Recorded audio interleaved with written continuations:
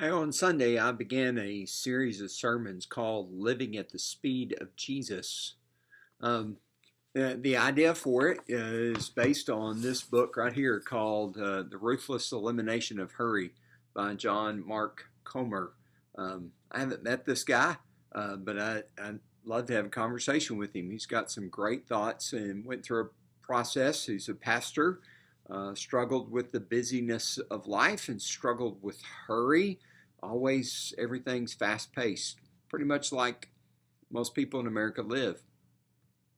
But what he helps us see in this book, and what I hope to help us see in the sermon series, is Jesus calls us to a different way of life, that it doesn't always have to be in a hurry and fast. But that's hard to break.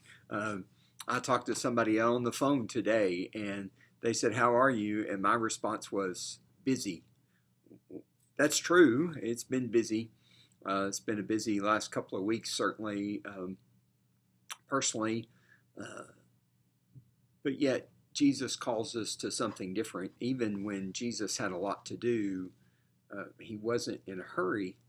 Um, in the Gospel of Mark, Jesus had a ministry session and a time, but then it tells us he got up early while it was still dark and went out to a place so that he could pray. Jesus knew he needed to spend time with the Father and knew that he needed time alone with him.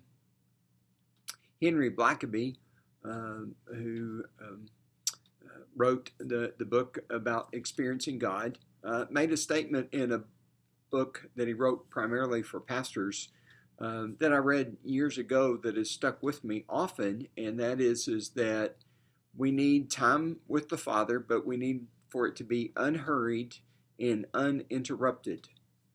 Both of those are hard to come by.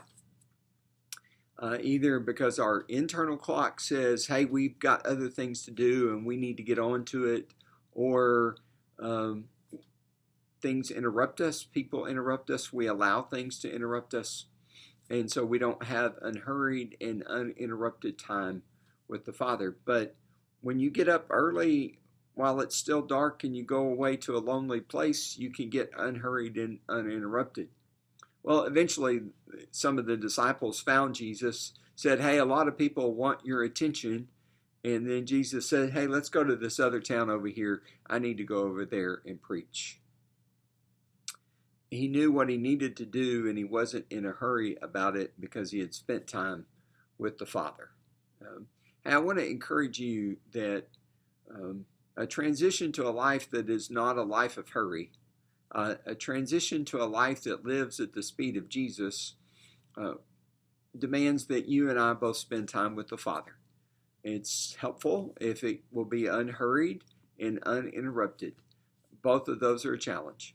If nothing else, we allow these things to hurry us. Oh, email comes, notifications come, all those kinds of things. I'm going to talk about some of that in sermons to come, but I'll just tell you, those notifications don't have to come. You can turn them off. You don't have to pick it up, take it with you. When you go to meet with Jesus, just spend some time alone by yourself with him.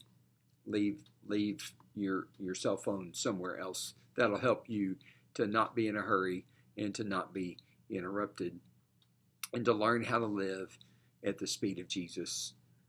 I'm trying to learn that. I've been hearing this call in my life for some time, and it's hard to do. But it's the invitation of Jesus to the full and abundant life he offers us, but it's at his speed, not at the speed most of us normally live at. I hope that you will seek to live at that speed. God bless you.